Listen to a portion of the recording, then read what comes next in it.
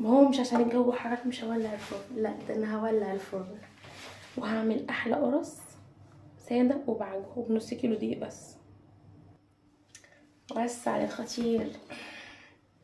احلى قرص دي ولا مش احلى قرص؟ لا والطراوه بجد ايه لسه سخنه من جوه، دي معجوه ودي الساده. انا مش عارفه امسكها من السخونيه، بس بجد شكل وطعم تحفه. كل سنه وانتم طيبين. متنسوش اللايك والشير والاشتراك في القناه عشان يوصلك كل جديد. تعالوا بقى نشوف عملناها ازاي. دي بقى المقادير. ده كيلو دقيق، احط عليه ذره ملح حاجه بسيطه، يعني بتاع معلقه كبيره بيكنج باودر،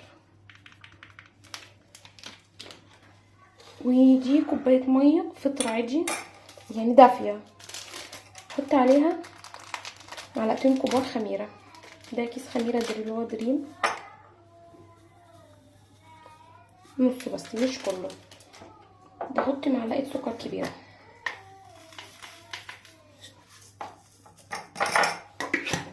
هنقلب بقى دوت ونسيبه يخمر على جنب على ما نشوف الباقي. هنا ده الدقيق، هحط له يعني انا عايزاه مسكره، احط لها بتاع 4 معالق سكر كبار. انا بحط كده، عارفه انا بحط ايه عشان انا متعوده عليها. دي كل المواد ايه الجافه مع بعضها. المواد بقى اللي هنعجن بيها دي قشطه، اي قشطه، ممكن قشطه وش اللبن. دي قشطه وش اللبن، علب قشطه، وعلبه زبادي. دي ممكن ما تحطيش لو ما عندكيش الزبادي، بس انا عندي زبادي فحطيته.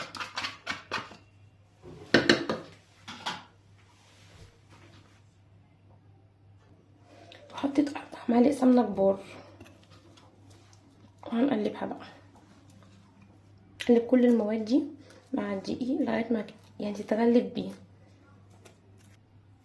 انا هنا استخدمت ايدي بغلف كده السمنه والزبادي والقشطه بالدقيق. لما تحسي ان الدقيق اتغلف بكل المواد دي بايدك بقى كده تفركي كده بايدك. متنسوش تشتركوا في القناه وتعملوا لايك وكومنت عشان يوصلكوا كل جديد، وتصلوا على النبي في الكومنتات عشان ان شاء الله الفتره الجايه كل يوم هبقى معاكم وهعمل حاجات جديده قوي.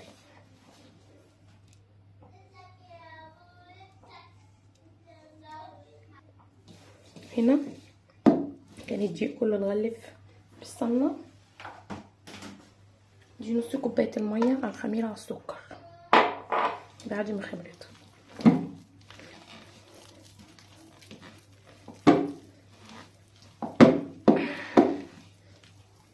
لو عايزه هحط لها لبن، انا حاطه هنا جنب نص كوبايه لبن اهي، هزود منها لغايه ما العجينه تتلم ونخدمها بقى.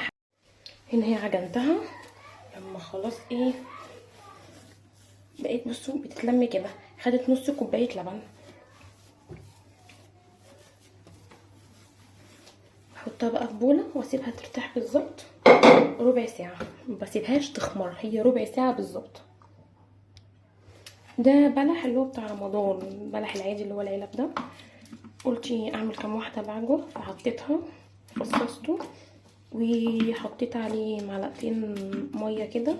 لما طري خالص حطيته 5 دقايق بالظبط بيطرى كده معانا، وبعد ما بيطرى بحط له سمنه وبيتهرس بقى كده بالشوكه يبقى زي العجوه.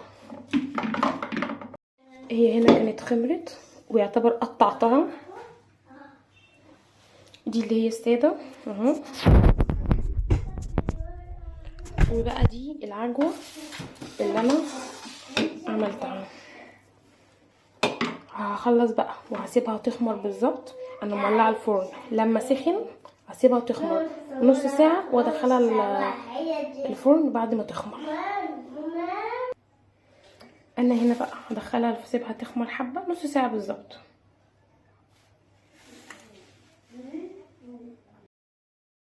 وده منظرها بعد ما قطعتها وحطيتها كلها. هحطها بقى تخمر نص ساعه بالظبط، وارجع تاني اوريها لكم احنا قبل ما ندخلها الفرن. مع كوبايه شاي بلبن، احلى قرص الصبح بقى اول ما تقوم من النوم. مفيش احسن من كده، ولا بقى بتاعت فرنه، ولا ندور على حد يجيب فطار.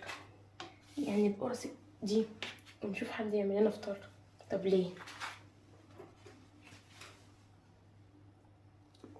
بجد طعمها حلو، طعمها حلو قوي قوي.